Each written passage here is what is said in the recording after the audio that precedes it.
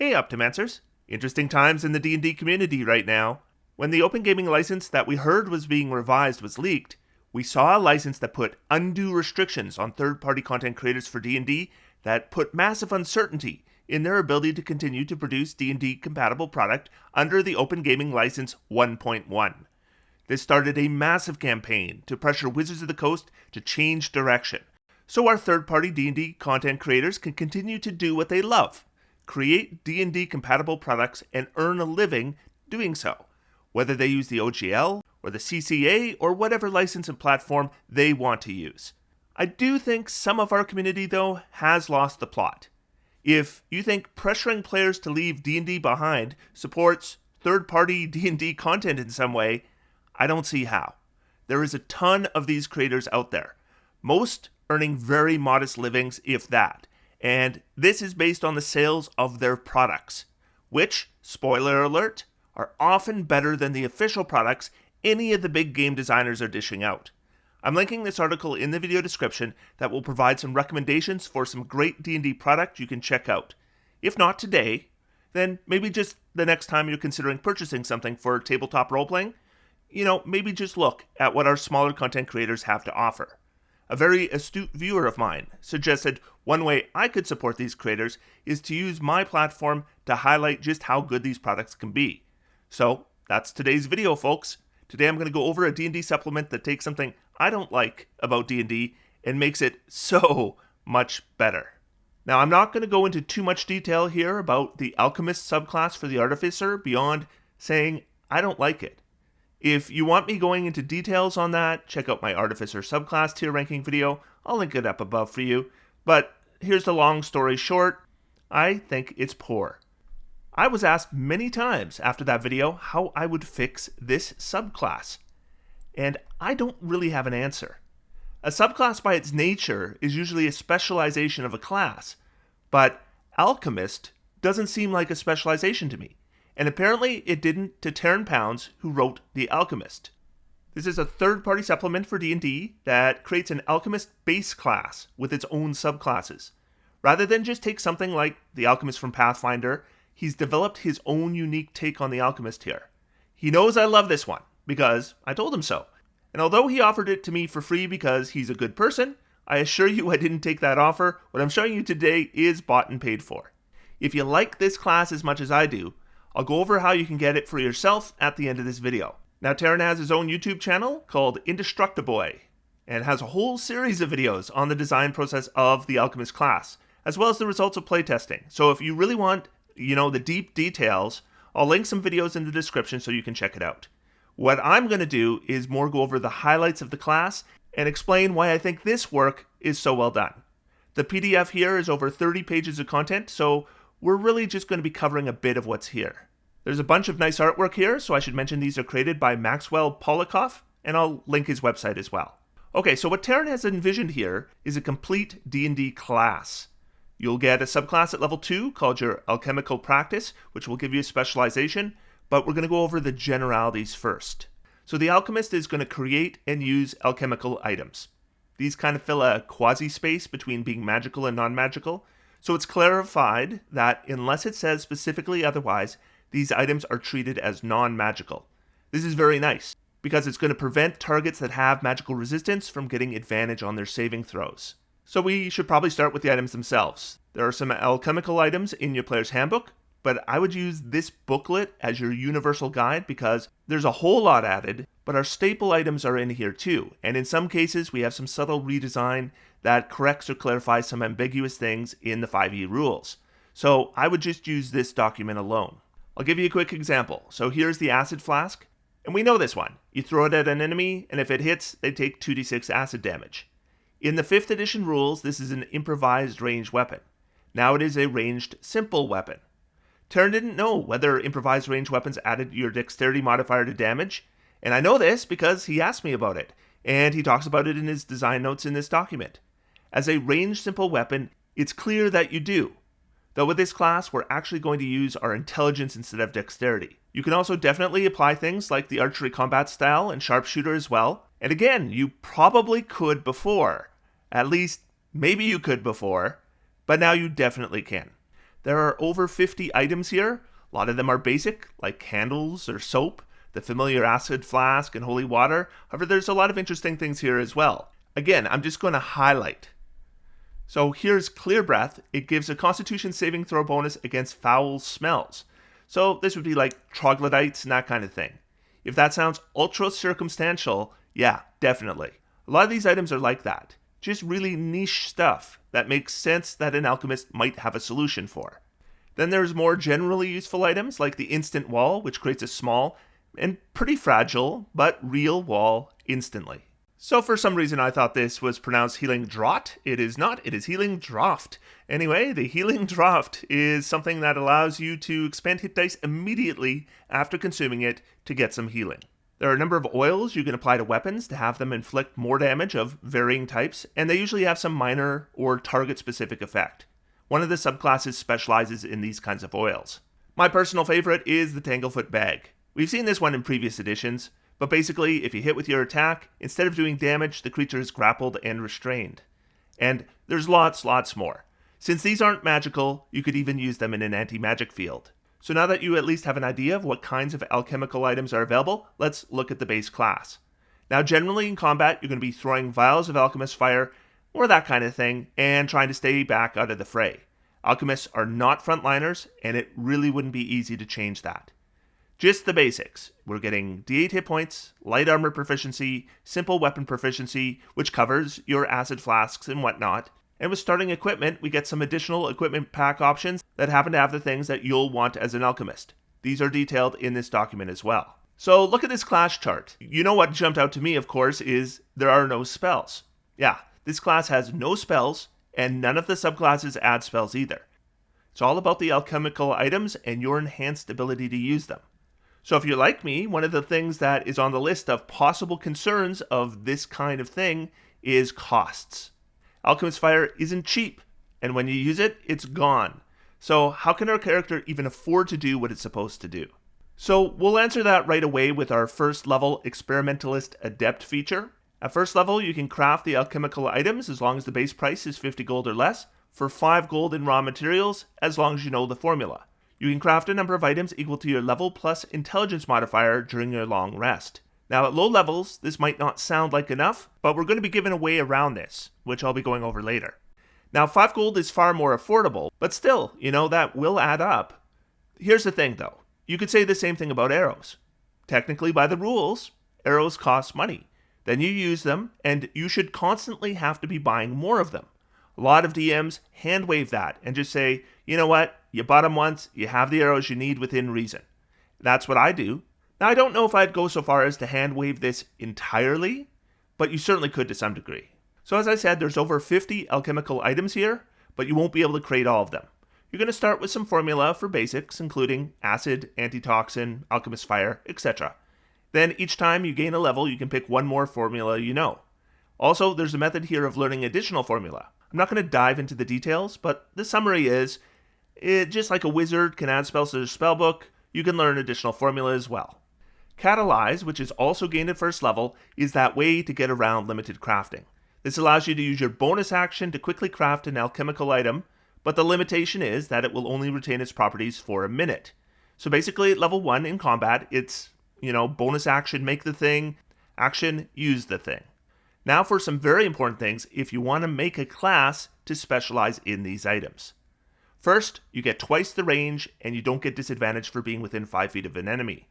With 20 feet not being very good range, doubling it I think is perfectly appropriate.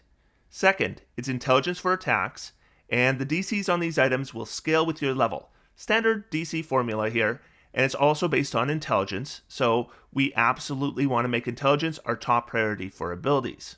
So as an alchemist, we should probably have some way to brew potions as well, and that's where Eureka comes in, and gives you the ability to craft a potion with a bonus action once per long rest.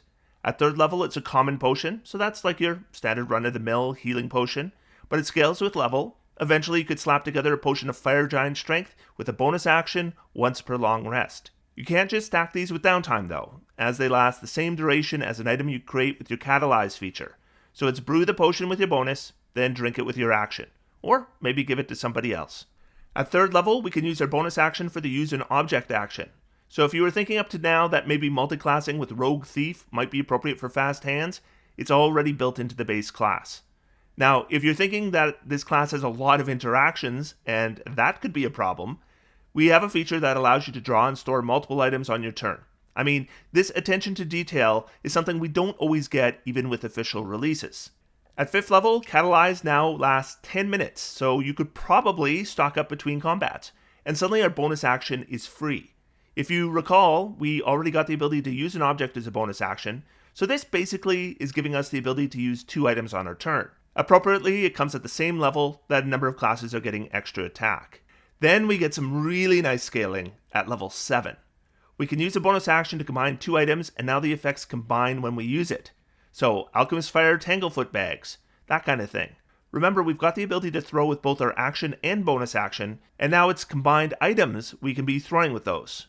Now this might mean a whole lot of raw materials we need to forage, or buy, or hunt down. So at level 9, we get a nice convenience where we can just create these items with random valuables.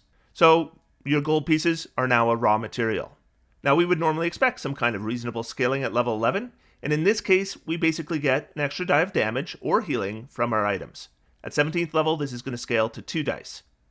At 13th level, we get a feature that is somewhat reminiscent of evasion, so we use our reaction to get a bonus equal to our intelligence to a strength or dexterity ability check or saving throw, and if it happens to be a strength or dexterity saving throw for half damage, then half damage on a failed saving throw or none on a success. At 15th level, you can create a Philosopher's Stone with a week's work. You can only have one at a time. And this is going to give you immunity to disease, aging, and once per long rest, you can manifest a non-magical item worth 50 gold or less that you can fit in your hand. And isn't that just so much better thought out than the Creation Bard?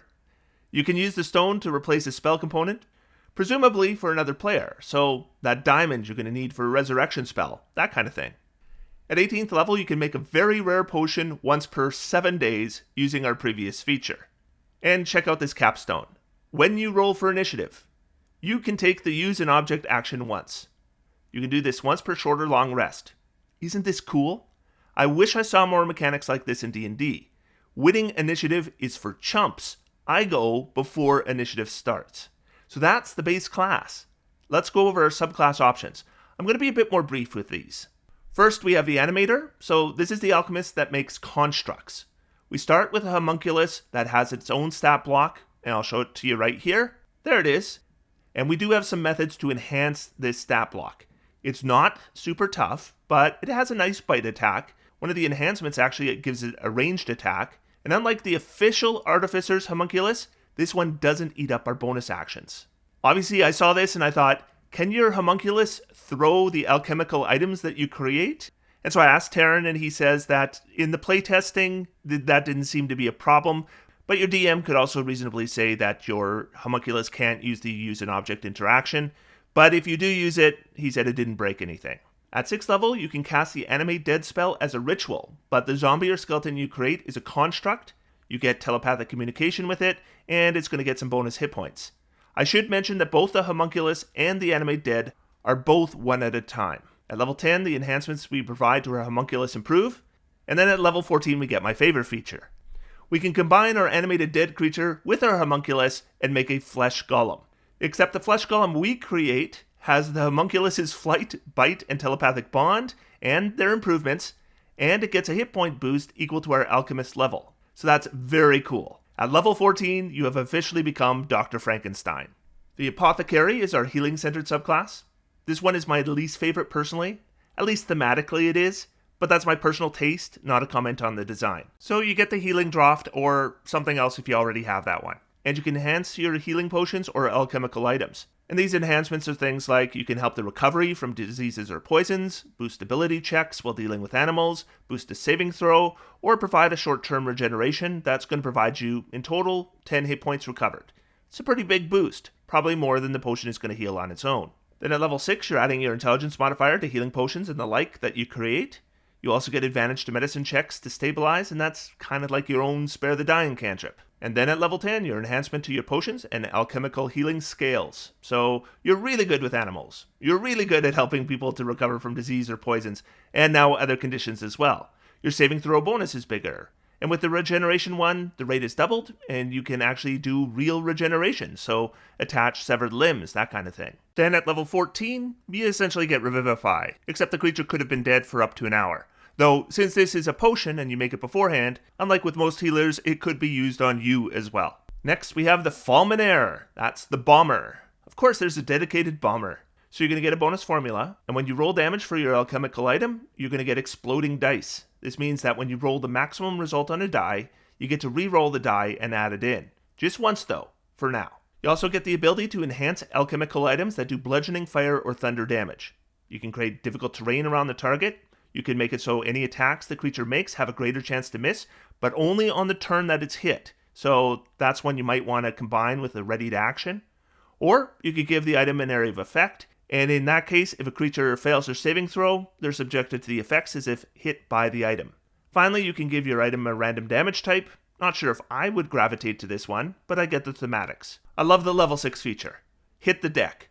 When you are forced to make a dexterity saving throw against an effect you can see, you can use your reaction to move up to half your speed immediately before the effect occurs, potentially moving you out of the area of danger.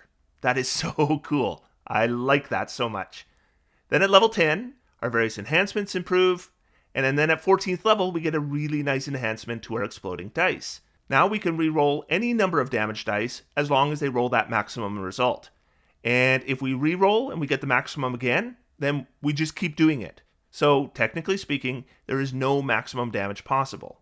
Our next subclass is the Salbenist. That's the oil using specialist. This is kind of our Gishy option. So you get enhanced use of the oils you make that you apply to weapons to make them better. Your martial features are also enhanced. So we start with additional armor and weapon proficiencies and an additional formula for blade fire oil. When we anoint our weapon with the oil, we get to use our intelligence as our attack ability for to hit and damage rolls, and the one coating lasts until we dismiss it or put down the weapon. And kind of like the Fulminare, if we roll maximum on a die, we can re-roll and add it. At 6th level, we get extra attack. I'll note you could also use this to throw multiple acid flasks or that kind of thing. At 10th level, we get a feature that will probably change our tactics, at least somewhat, when working with other party members. When we take damage with the same type of damage anointing our weapon, we can not just use our reaction to take 0 damage, but we also heal an amount equal to the total damage we avoided. So if we have fire damage on our weapon, then make sure the wizard is including you in the fireball. This is a proficiency bonus per long rest thing, so no repeated firebolts outside of combat for unlimited healing.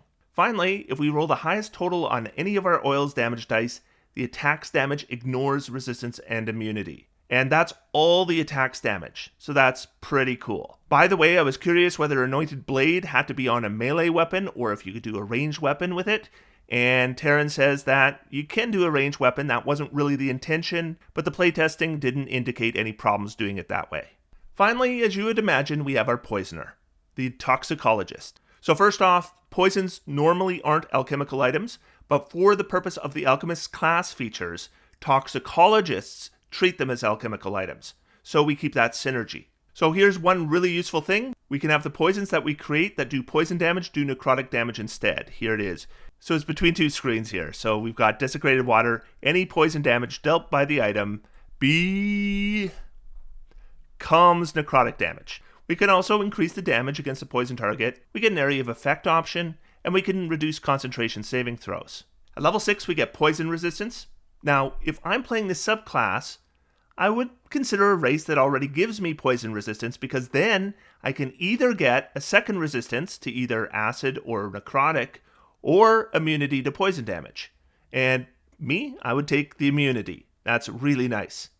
Then again, you have some more versatility if someone in your party casts protection from poison on you, because then you can choose at that time if for the duration you'll have poison damage immunity or resistance to acid or necrotic damage. So you're going to fight that black dragon, then they cast protection from poison on you, and then you apply the acid resistance. And then next time, maybe you want to have the immunity to poison damage. Level 10, our poison enhancements improve. Now we can ignore resistance to necrotic damage, or add yet more poison damage, or increase the area of effect, or reduce concentration saves by even more. Finally, at 14th level, our poisons ignore resistance, and if they have immunity, they take half damage. And if they're immune to the poison condition, they don't have that immunity with our poison. They just have advantage on the saving throw.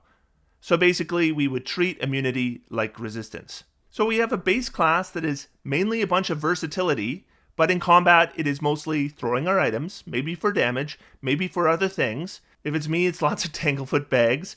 And then we have subclasses that either specialize in creating constructs, healing, bomb throwing, Gishy, enhanced weapon using, or poisons. So if you like this class as much as I do, then you probably want to know how to get it. It is available on the DM's Guild. I'll post a link in the video description. It costs $9.95 to get a copy of the PDF, or if you prefer hard copies, they'll put it in a softcover book for you as well, along with giving you the PDF for $19.95. Whether it is this work or another, this is a good time to be showing our third-party content creators some support. And remember what this whole thing is about. This thing was never about burning D&D and Wizards of the Coast to the ground. This was about making it so third-party content creators can still make D&D products without undue restrictions. And what we can do to support them in that is to support their work. A lot of the third-party works, just like this one, are as good or better than the official products. If you do a search for Terran Pounds on the DM's Guild, you're going to find many products, and you'll see the ratings for these tend to be 5 stars. So thanks for watching, and until next time, I am going to sit back, relax, and have some fun. D&D is for everyone. Thanks everybody, and I'll talk to you soon.